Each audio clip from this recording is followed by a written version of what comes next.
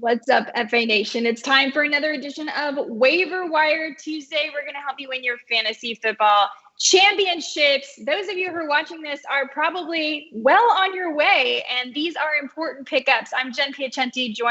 Joining me today is Jon Impemba, our managing editor at Fantasy Alarm. Jon, what's going on? Jen, things are going well. Like you said, we're in week 15 now. Hopefully, everybody whose playoffs started last week, they're surviving on to this week. I myself had a bye in 1 week, so I'm ready to kick it off my first week here. And like we said, these waiver moves that you're making now, we've been saying this now for the last couple of weeks, but these are the plays that potentially, vault you over the top in your championship. So injuries are always happening. New guys find positions and value. So these weeks are as important as ever right now.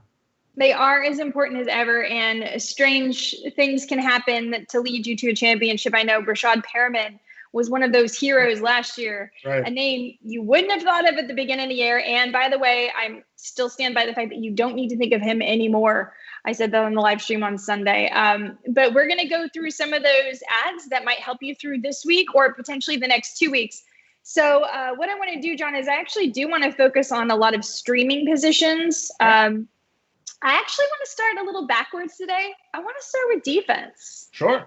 Because I think that's something that a lot of people really want to figure out. I know Cleveland Browns are someone we're interested in. Seattle, of course. The Bills look like they might be strong this week. Who do you recommend for this week to stream that you think will be available, or potentially someone you can just pick up and leave in for the next 2 weeks? Yeah, I mean, a team that I've been on for a little while now is the Seattle Seahawks. If they're still available, 3 weeks ago now, I wrote an article being like they were my defense to add for the playoffs. Since then, they've put up 10-plus fantasy points in all 3 of those weeks since that article was written. So if they're still sitting out there and available, this is definitely a week where you want to go ahead and try to add them. They're going up against Washington, who could be possibly without Alex Smith. I mean, Dwayne Haskins finished that game last week. The Antonio Gibson still being bothered by, the toe injury. So, that offense isn't really as strong as it had been. And right now the Seattle defense is ramping it up and kicking into gear, getting a lot of sacks, forcing turnovers. So, for me, they continue to be my number one defensive ad if you want to go ahead in that direction. I do like Cleveland as well, even though they just got ran all over by Baltimore last week. They're going against the Giants this week. They're in New Jersey to face the Giants, so it is a road game. But that Giants offensive line rather, still among the worst in football. Daniel Jones is still very turnover prone, not even playing at 100%. They had to go back to Colt McCoy at the end of last game. So Cleveland, another strong team that I think you can go ahead and possibly take a look at. What do you think about the Arizona Cardinals defense? I was looking at them, and I have them in a league, and I was debating, do I play them this week or maybe I pick up the Bills? But I look at Arizona, I think it's interesting because 2 weeks from now they have San Francisco. If Nick Mullins is still the quarterback, he's awfully good for a pick or two. Their offense isn't putting up a whole lot of points right now. They face Philadelphia this week, which is a bit of a wild card. And I know Jalen Hurts had a good showing. We'll talk more about Jalen Hurts, of course.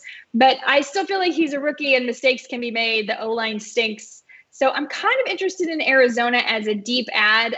What is your opinion there? Yeah, so again, I actually had written an article last week about defenses to add for fantasy playoffs, and the last defense I listed was Arizona, and I called them more of a wild card because, they of the group that I listed, they did have the weakest defense basically. Even playing up the form, they weren't really getting after the quarterback as much. Their turnover rate was. Yeah, right. Except for last week, their turnover rate really wasn't as high. But like you mentioned, last week they played a bad Giants offensive line and they tore them apart. Now they're going up against Philadelphia, who we saw Carson Wentz get hammered. The difference is now they have a much more mobile quarterback, and they're running a different offense where they're not dropping back for Hurst to stand back there and get sacked. They're running read options. They're running more, So I don't know if the opportunities would necessarily be there for them, but I also don't mind it. Like you mentioned, a rookie quarterback, he still completed less than 60% of his passes last week. It was just that his running ability really is a game changer. And hey, shocker, Miles Sanders got the ball more than 4 times and he did something with it. So I worry a little bit that maybe their new focus is going to be that read option run game. And, when that happens, it sort of limits the defense's ability to get sacks, because usually, for whatever reason, stat providers count that as tackle for losses, and they do sacks on a quarterback when they're running the read option. And then they also limits the upside for interceptions because they're not throwing the football as much. So, right. I don't mind it because sort of the unknown, and like you mentioned, they could have a better matchup in Week 16 against that 49ers team. But, if you're in a 14-team league, like I'm in some, the defenses that are out there, very slim pickings right now. So really you're trying to hope for the best matchup. And, I could see, Arizona being a play that you look to this week. Yeah, I kind of like it as a deeper add in deep leagues. So let's pivot over there to quarterback. Let's talk about Jalen Hurts. A lot of people are saying Jalen Hurts is going to be a league winner this year. I feel like it was really exciting to see him. I think there's a certain floor there with his rushing ability. It was good to see fire with Philadelphia, but I think that everyone should temper expectations. I'm not sure that he's really the league winner people are saying he's going to be. I mean, I think in deep league, he's worth an ad as a backup should someone get injured. Certainly, a lot of people are scrambling, and we'll talk about a few other options for Matt Stafford. We don't know what's up with Matt Stafford, and even if he is fine, I'm not sure you feel that comfortable starting him. But what is your opinion on Jalen Hurts? I will say I did start Miles Sanders this week. I was rewarded for my faith. I hope it continues. I was unfortunately on video record of saying I wanted nothing to do with Philadelphia this week. So, that tape's floating around out there, but. And I'll be blamed for that, sir. Not at all. The Saints hadn't allowed a 100-yard rusher in like 3 years. I know. And they allowed 2 once they're running back into the quarterback. So, I actually don't mind Hurts, to be honest with you. Because that rushing upside is there. We've seen bad passing quarterbacks be productive. Lamar Jackson, and Taysom Hill lately, being able to still carry, high fantasy upside. Even a few years ago, the end of Colin Kaepernick's, career, I was able actually to pick him up and run him through the playoffs because his rushing ability was so great. He was running for 80, 90 yards and a score here, and he's just carrying the fantasy production that way. So, if Hurts doesn't need to, rely on throwing the football for his points, if he can get you 60, 70 yards rushing, maybe he finds the end zone and carries your fantasy production that way. He only needs 200 yards passing, and he's over 20 fantasy points. So I'm okay with riding him out here. Is there potential for him to take a big step back? For sure. But if you're talking about guys that are available in the waiver wire right now that have the upside, at this point, there's probably not many. Like you said, if you had a Matt Stafford, you're not sure what's going on with him, and you're looking to the waiver, he's an automatic ad. If you were wondering about Alex Smith, Hurts is probably the guy that you're going to look to. If you have other quarterbacks that are in tougher matchups that you're not really a fan of and you need that boom play, I think Hurts is the guy that people are going to be looking to, and I don't really blame him. Well, let's talk about a couple of people that are available, and let's talk about a couple quarterbacks that might have tough matchups that you might be willing to bench this week for these other quarterbacks. What about someone with a matchup like Russ Wilson, who's facing Washington, who's really come on strong with the defense? Are you concerned about Russ? Would you consider benching Russ for someone like a Jalen Hurts? That one's tough because the problem really with the Redskins, or the Washington football team's defense, rather, their defensive line is what causes all the havoc. Their secondary isn't that great. Teams have been able to throw them if they've had the time. So the question is, is Wilson able to stand back there, be protected long enough to allow Metcalf, to allow Lockett, guys like that to get open and make big plays? Because we've seen it before against that Washington defense. Teams will be able to throw and have big plays against them. We saw Stafford in Detroit throw all over that defense a few weeks back. So, I don't think I'm ready to sit Russell Wilson. This sort of goes back to the debate. Do you play your studs or do you play the matchup? Right. And there's definitely times where I think it's okay to play the matchup. But knowing that the floor that potentially Hurts has in this matchup, I don't think Wilson's really going to hurt you that much if he has a mediocre game here. It's possible. We saw the Giants go in and just torment that team, and their defense was on the come, but I feel like they're a better secondary than what Washington has to put out there. So I would still go ahead and play Wilson. So let's talk about a couple other quarterbacks, and I'll ask if you'd play them over someone like Russell Wilson. Phillip Rivers, available in 75% of ESPN leagues. We've seen the Colts come on strong, aided, of course, by this sudden resurgence of T.Y. Hilton, who can suddenly hold on to a ball again. Right. They faced Houston 2 weeks ago, had a great game. Let me just look up some stats here. I jotted some down. Phillip Rivers threw for 244, 2 touchdowns last week. 2 weeks ago, he threw for 285 yards, 2 touchdowns. with a completion rate of 77% versus that Houston secondary, who, by the way, gave up 36 points last week to the Chicago Bears and Mitch Trubisky. Right. So is Phillip Rivers someone that you would be willing to start over Russ Wilson? Yeah, I've been kind of touting Rivers now for a few weeks because the end of the season schedule for him was just, incredible. And at that time, Jonathan Taylor wasn't really getting the work. So I thought, they're going to throw the football a lot, or Nyheim Hines is going to be involved a lot more. And, using him as a running back obviously helps the passing attack. Now, we saw the huge breakout game from Jonathan Taylor last week. You can definitely run against this Houston team. So, while it is a perfect matchup for Rivers, are we going to see that same level performance, like you said, 280 and 2 scores? But he's been very consistent. He hasn't been a guy that's popping off for 25 fantasy points. I don't think Rivers has that upside anymore. But yeah, like you said, if he goes for 250 and 2 scores, gives you 17 fantasy points, I think you're going to be more than okay with that. So, yeah, if you're in a spot where you have Rivers and you have Wilson, I think I'm okay going Rivers here. I don't have it in front of me. Is the Colts at home this week, or are they on the road? No, they're at home. They're at home, yeah. So I think that's fine. I think going Indy at home here with Rivers against that Houston D works for me if you're, a little wary about the way the, Seattle team may play against Washington. Okay, here's another gross question.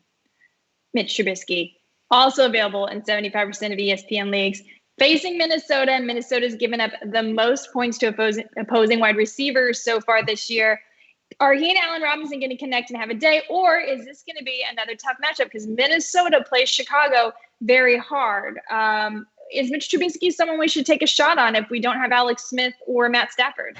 Yeah, it's another situation where it's really tough to trust. He's come through with the fantasy production, but he's also been very touchdown dependent on that, right?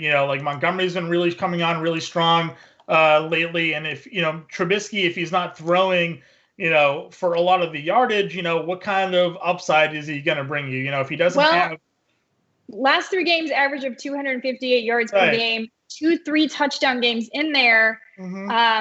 And one of them was a 1 touchdown game. But I don't know, versus Minnesota. See, this is a tricky one because he wants to feel like you're going to, ride Mitch Trubisky to a championship, but this is where you got to make some big plays. So I feel like. And that's what I worry too, right? Like if he's not throwing for multiple touchdowns, then his yardage plus, he's not going for 350, right? He's not true going out there and chucking it consistently. So, and I feel like I'm having a little player name bias too, where I see Trubisky and I just sort of cringe a little bit.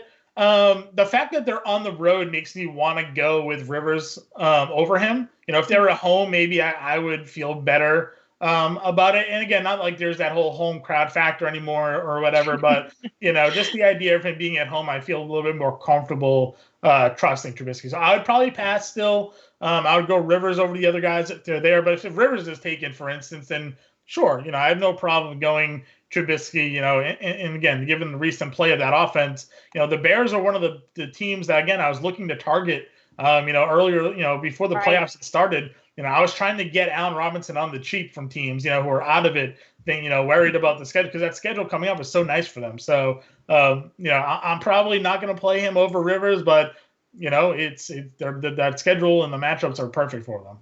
So if you're choosing a streamer between Rivers and Jalen Hurts, who are you taking? It depends. So I guess it goes based off your opponent, right? And we all see the point projections. If you're in a spot where you need to come back, you're facing a team that just has an absolute, monster of a team, you need the upside. I think you have to go Hurts. I think he has the more likelihood to go for 25 plus fantasy points, where I think Rivers is a steady, 17, 18, in that realm. So, if you're in a spot where you need something, maybe you're going up against a Kelsey Henry team or something like that, right? And you just need the points. I'd probably play Hurts. I think he has the most upside. If you need maybe a safer play where you're all right, as long as I get X from my quarterback and not a dud, I'll be okay, I think I go Rivers. Okay, I like it. All right, let's move over and talk about the dreaded position of running back, which has been just crazy this year, crazier than ever before, I think. I don't think we need to say much else about Cam Akers. I think it's all been said. We saw him absolutely go off on Thursday. We were waiting for that. If for any reason, friends, he's still on your waiver wire, you need to add Cam Akers. He shouldn't be. Right. He shouldn't be. Sean McVay really ruined some teams for me this year, waiting this long to unleash Cam Akers. So I know, you so know. frustrating. Now, let me ask you, are you interested in any part at all of the Miami Dolphins backfield? Maybe if we find out that like Gaskin's back, right? Like he's on COVID IR. So I mean, if he gets activated in time against New England, I'm definitely interested. I'm not interested in DeAndre Washington or any of the other guys that they tried out there. The one interesting one, and he could probably fit in as a wide receiver as well, was Lynn Bowden, right? He has dual eligibility, I think, on both platforms. I think it's at least ESPN. He has that dual eligibility He does, at wide receiver running back. So, the fact that he played 80% of the snaps last week and was primarily used as the wide receiver, I don't even think he had a carry there. And the week before, he had 4 catches. I think it was, and played almost 40% of the snaps. So they're starting to integrate him more into their offense. Yeah, I'm in for it. Gesicki looks like he's not going to play. Right. We know Parker left that game with an injury. Jakeem Grant left the game with it. So, they're really hurting right now. And, Biden has that versatility. So, yeah, I would be okay with using him in PPR leagues for sure. If a guy like Gaskin or Ahmed or whatever are healthy enough to lead this backfield, I'd probably be okay playing them as well. Not really in on Breida, not really in on Washington, but you can run, obviously, as we saw last week on New England. So if someone like Gaskin comes back and gets 20 touches, I think there's a lot of chance for success there. So it looks like Raheem Mostert had an MRI today on his ankle. We've already seen Jeff Wilson. He had about 35% of the snaps, I believe. About 35% of early down snaps, about 85% of third down snaps. He's obviously their goal line guy. Yeah. We've seen that. If there's no Mostert, is Jeff Wilson pretty much a must add this week from the waiver wire? Oh, yeah, for sure. I mean, listen, we're talking about guys where we need to have running backs that get snaps. Now, if Mostert doesn't play, is there a possibility that Tevin Coleman steps in and plays more? It's possible. But like you mentioned, Wilson got, I'm looking already, it looks like he had 48% of the snaps last week, played 39 offensive snaps. So, he definitely has that role. He found the end zone. And he's been used in the passing game as well. A couple weeks ago, he had 5 targets. So, and this week he faces Dallas. Right. So I'm with you there. If he's available, he's something that should be picked up. It's really been like a running back carousel there with the 49ers this season with all the injuries that are going around, guys going in and out of the lineup. But we saw the upside that Wilson brings, against New England back in week 7. 112 yards rushing in that game, so and 3 scores even. So yeah, they're not afraid to lean on him when they need to. He's definitely in the rotation. So if a guy's out like Mostert, then yeah, you have to at least think he's going to at least at the minimum keep his 40% snap share. Yeah. All right, let's talk about that Ravens backfield. I mean, first of all, that game last night was insane. I don't think anybody said, "Hey, I'm pretty sure this game is going to be over 80." Is 90, the over under 90 fantasy 90? I mean, yeah, just absolutely ridiculous. I think we all had the under for like a 46-point game there. But fantasy football gods gave many of you a Hail Mary there on your 9 rushing touchdowns in that game. I mean, what is going on? Yeah, and one of them was from Baker Mayfield. I mean, just crazy, crazy stuff. Great football. Lots of fun to watch. So my question to you is, if one of these Ravens running backs is still available, if Gus Edwards is still available, is he worth an ad? I mean, yeah, it's hard not to want to go ahead and take a look at guys like Edwards or Dobbins. I mean, you don't look at Ingram at all. He's completely out of it. So, but I still believe it was, I'm going to check real quick, but I think it was 27% of the snaps, 749, 2 scores. Yeah, I think Dobbins actually still led the backfield in snaps. Yeah, he played 62% of the snaps last night. So Dobbins is still the guy I would take over Edwards because he's just on the field more. Even the previous week, he's been out snapping Edwards. Yes, Edwards had the 2 scores, but Dobbins has also found the end zone in 3 straight weeks now. So yes, I'm okay with either of those 2 running backs going up against Jacksonville this week. But knowing that Dobbins is on the field more, I think I would lean him over Edwards. Absolutely. I'm guessing, though, Dobbins is not on your waiver wire. So yeah, I would imagine at this point that wouldn't be the case. And even Edwards, I have to assume over the last couple of weeks, I think Edwards has probably been seeing his ownership rise there. Yeah. So because those are the only two really getting touches. I mean, Ingram's been on the field, but he's not doing anything when he's out there. I think he's almost there to pass block more than he is to actually touch the football. So, that's fine. I think both are fine if they're available. Yeah, Mark Ingram played 2% of the snaps last night, so he wasn't even out there to pass block. The previous week it was 20%. So this is finally a true two-headed backfield with Dobbins and Edwards back there. Right. Any interest in Ty Johnson? Well, I mean, we saw with Gore back, he didn't really do as much, so not really. I don't want anything really to do with the Jets offense in general. If Mims is back this week, I think he's probably the only guy I would take a dart on. But other than that, no, I'm good there. All right, let's jump over to wide receiver. There's just not a lot at running back this week that you can count on, guys. Right. You're going to be leaning on Jonathan Taylor, David Montgomery again. These Cam Akers. Obviously, you're going to start Derrick Henry, Dalvin Cook. Right. The usual suspects. But the one running back I would say would be your priority on the waiver this week is probably Jefferson Jr. if he's still available. He has the best shot to get you some big points on Sunday. Of course, pending the results from the MRI of Raheem Mostert. All right. Got to ask you about Tim Patrick. Like, if he's still available, he's a must-add, no? Yeah, well, I've been, again, another guy that I've talked a lot about lately. I've been playing him in DFS a lot lately because of, the end zone upside that he's been showing. But it's also, he is really like their number one receiver. He's been all season. He's been their number one receiver when healthy. And I know like Judy's there and we saw Hamler have a big game. And we'll typically know a fan when he's, healthy and they tell us that he's not going to play. You can expect targets to go in that direction. But I'm looking right now on ESPN and he's available in 70% of leagues. Tim Patrick is. I'm not really sure, why that is. He sees about, 5 or 6 targets a game. He's finding the end zone when they're in the red zone. We saw earlier this year he had a handful of 100-yard games. So, I'm in there. Matchup against Buffalo could be a shootout. Back and forth. When Denver plays from behind, we know we've seen Locke throw 40 plus times. So.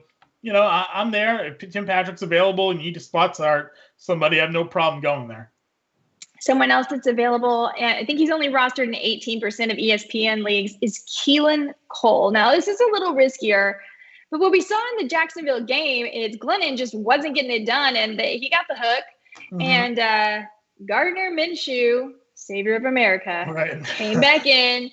And immediately Keelan Cole started getting the targets again. And that's been very tricky about Jacksonville, like who's going to get targeted. But for some reason, Gardner Minshew really does seem to like Keelan Cole. He had a career high in catches, or was it a season high in catches? One or the other. Yeah. Sorry. Season high in catches this week. 12 targets, 67 yards, and the only touchdown for the Jacksonville Jags.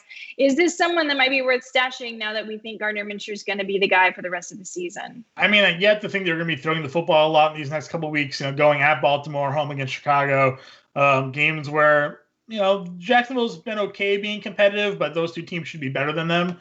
So if they're going to be throwing and Minshew has to throw, then yeah, Cole's fine. I expect a bounce back from Chark at some point here with Minshew also under center. Both of those guys seem to do better with him at quarterback than the previous two guys that were under center for Jacksonville. But, again, it's a really deep league. I think I'd have to be like 14 team or greater for me to want Cole and trust him against Baltimore, especially on the road.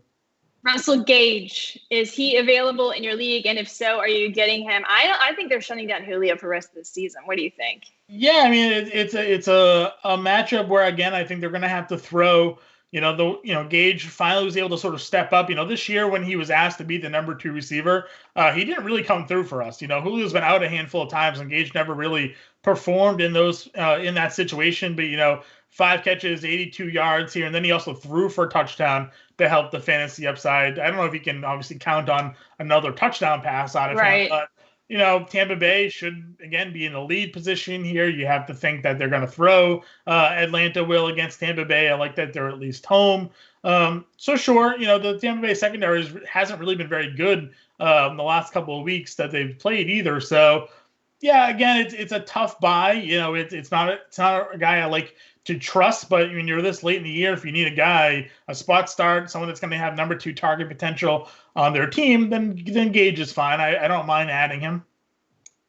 Nelson Aguilar, is this someone we need to be adding? So I think Aguilar is someone that should have been be more owned than he is. Again, available in 60% of ESPN leagues. I'm not really sure what else he has to really prove at this point. He is the number one receiver outside of Darren Waller. It's not Ruggs, it's not Brian Edwards, it's not Hunter Renfrow, it's Nelson Aguilar, and now they're going to be up against the Chargers. Should be a back and forth game here. We saw when they trailed against Indy last week, he had 5 for 100. He had 11 targets against the Jets. So, the man is targeted. He's their number one option. I'm surprised he's still available. He would be probably my top guy to add and start this week if I was looking to stream.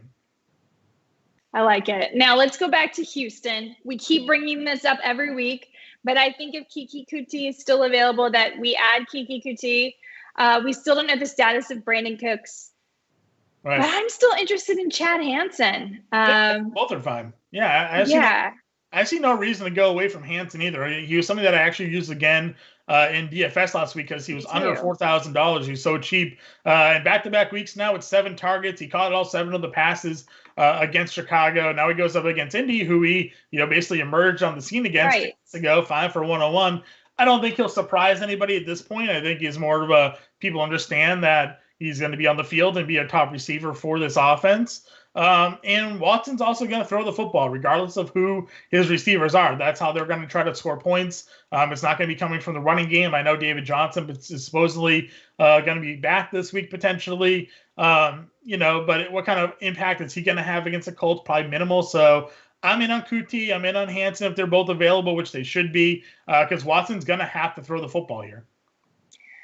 Now, sticking with Houston, what about at tight end Jordan Akins? He got 6 targets last week. He's had kind of a disappointing season, but again, with the wide receivers being decimated, is it time to